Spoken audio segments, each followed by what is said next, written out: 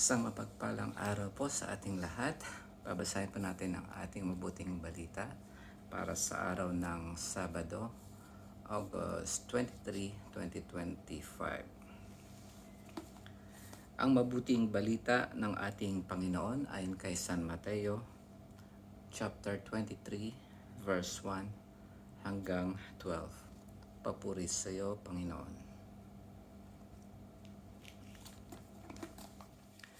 Pagkatapos ay sinabi ni Jesus sa mga tao at sa kanyang mga alagad, ang mga eskriba at ang mga pariseo ang kinikilalang tagapagpaliwanag ng kautusan ni Moises.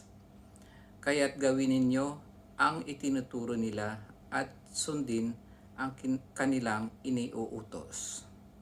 Ngunit huwag ninyong tularan ang kanilang gawa, sapagkat hindi nila isinasagawa ang kanilang ipinangangaral.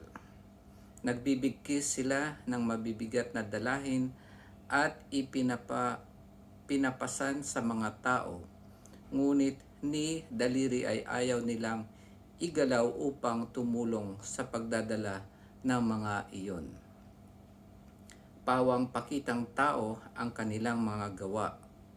Nilalaparan nila ang kanilang mga pilaktarya at hinahabaan ang palawit sa laylayan ng kanilang mga damit. Ang ibig nila'y ang mga upuang pandangal sa mga piging at ang mga tanging luklukan sa mga sinagoga. Ang ibig nila'y pagpugayan sila sa mga liwasang bayan at tawaging guro.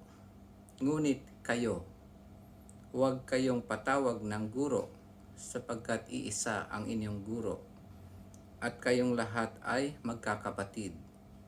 At huwag ninyong tawaging ama ang sinumang tao sa lupa, sapagkat iisa ang inyong ama, ang amang nasa langit. Huwag kayong patawag na tagapagturo, sapagkat iisa ang inyong tagapagturo, ang Mesiyas.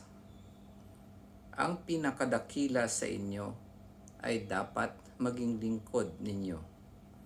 Ang nagpapakataas ay ibababa at ang nagpapakababa ay itataas. Ang mabuting balita ng ating Panginoon. Pinupuri ka namin, Panginoong Hesukristo. Ang ating mabuting balita ngayon ay tungkol sa pagpapakumbaba at ang paggawa, hindi lamang sa salita. Maliwanag naman dito na sinabi ng Panginoon na ang mga eskriba ay nagtuturo pero hindi nila ginagawa ang kanilang itinuturo. At ang sabi ng Panginoon ay kung ano ang itinuturo nila ay maganda din namang sundin. Huwag lang nating tularan ang katulad nila na hindi gumagawa. At ang meron ditong kapansin-pansin na sinabi ang ating Panginoon.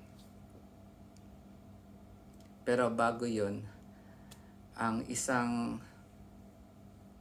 gustong ibigay na mensahe ng Panginoon ay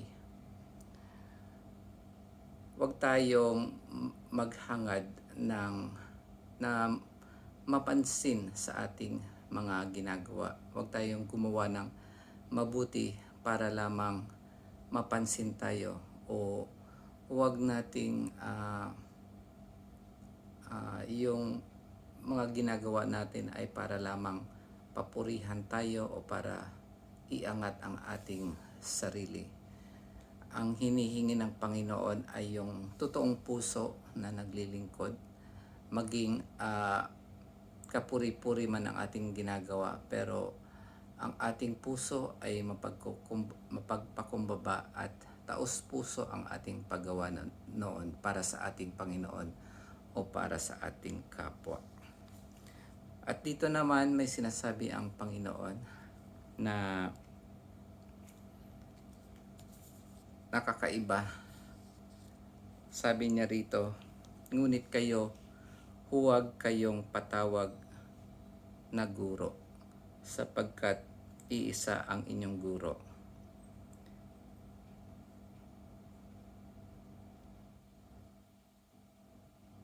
At huwag ninyong tawaging ama ang sinumang tao sa lupa, sapagkat iisa ang inyong ama. Huwag kayong patawag na tagapagturo, sapagkat iisa ang inyong tagapagturo. Sa ganitong paraan ng pagsasalita o pangungusap ng Panginoon, gumagamit siya ng hyperbole o exaggeration. Yun yung paraan ng pagsasalita ng Panginoon sa panahong ito. Hyperbole or exaggeration. Parang pagmamalabis ba sa Tagalog yung sinasabi niya. Katulad nung kung maalala natin yung sa Matthew, yung sinasabi niya rito sa Matthew 18:9. At kung ang mata mo ang siyang nagiging sanhi ng iyong pagkakasala, dukitin mo ito at itapon. Mabuti pa ang mapunta ka sa langit ng bulag ang isang mata, kaysa may dalawang mata kang itapon sa apoy ng impyerno. Ganun ba dapat ba nating sundin literally ang sinabi ng Panginoon dito sa Matthew 18:9? Di ba hindi naman, kasi ito yung paraan niya na para ipahiwatig sa atin na pag nagkakasala tayo ay ganun na lamang ang katumbas noon, na para hindi tayo mapunta sa impyerno, tanggalin na lang natin yung parte ng katawan natin na sanhi ng pagkakasala natin at magiging sanhi para mapunta tayo sa impyerno. Ganun yung parang tinatawag na hyperbole or exaggeration. Pero ang totoo ay hindi iyon ang pinapagawa ng ating Panginoon. Kung gagawin natin literally yun, siguro lahat tayo ngayon ay mga bulag na, kasi malamang tayong lahat ay nagkasala sa pamagitan ng ating mata.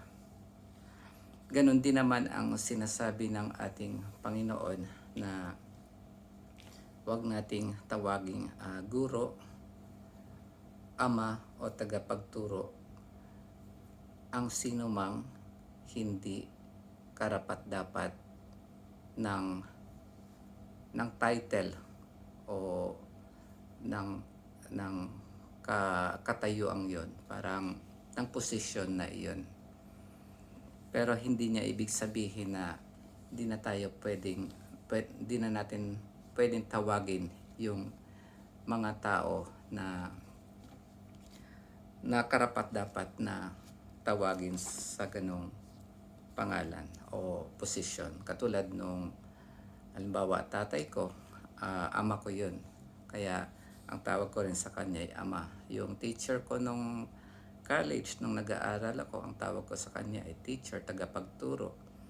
Ganon din naman ang iba pa rito, sabi niya guro, yan, guro, ganon din. Kadalasan nga yung doktor, kung titingnan mo, ang doktor ay isang Latin na salita na ang ibig din sabihin niyan ay tagapagturo, nagtuturo. Yan ang totoong ibig sabihin ng doktor. Ganon din naman yung yung Mr. or Mrs. Yan ay nakuha din sa parang master din yan. Ngayon, ang ibig sabihin dito ng Panginoon ay kung babasahin natin ng ganito, ngunit kayo na hindi naman kayo gumagawa ng, ng gawain tulad ng Ama, huwag kayong patawag ah, na Ama. Parang ganun yung ano niya rito eh. Kapag, di ba yung pag halimbawa meron tayong naririnig na story o kaya pelikula na yung ama ay lasinggero o kaya hindi nagtatrabaho o kaya hindi siya sumusuporta sa pag-aaral ng kanyang anak o kaya nagbibigay ng pera pambili nila ng pagkain. Sinasabi na nga natin na o sinasabi ng kaibigan niya doon sa anak niya na parang wag mo nang tawagin niyang ama kasi parang hindi naman niya na gagawa yung obligasyon niya bilang ama. So ganun po mga kapatid, sa tingin ko ay maliwanag naman sa inyo yon, and I pray na hindi po tayo madala sa mga taong ang motibo ay manlinlang sa atin sa pamamagitan ng verse na ito na konting basa-basa lang dito sa Biblia na wag niyong tawaging father ang isang tao ay bigla na lang tayong madadala. I pray to God na sana kung sino man yung nakakarinig ng mabuting balita sa araw na ito ay huwag tayong madala ng mga taong mapanlinlang. At I also pray na mabigyan tayo ng understanding and wisdom na maunawaan itong mabuting balita na ito. Kahit hindi man spiritually, pero logically, yung logic ba, common sense. At hindi tayo magkaroon ng pride na para bang nagkaroon tayo ng biglang karunungan nung marinig natin itong mabuting balita at para bang nakatagpo tayo ng karunungan at tinitingnan natin to as literal. I pray to God na kung ano yung binigay niya sa akin na pang-unawa, hindi lang sa akin kundi sa lahat ng mga Kristiyano na nakakaunawa ng tama dito sa mabuting balita na ito ay mabigyan ng Panginoon ng ganun ding pang-unawa at hindi sila madala ng mga taong ang motibo lamang ay manlinlang at ilayo sa tunay na pamayanan ng ating Panginoon. Yun lamang po mga kapatid. Maraming salamat sa pakikinig at God bless po.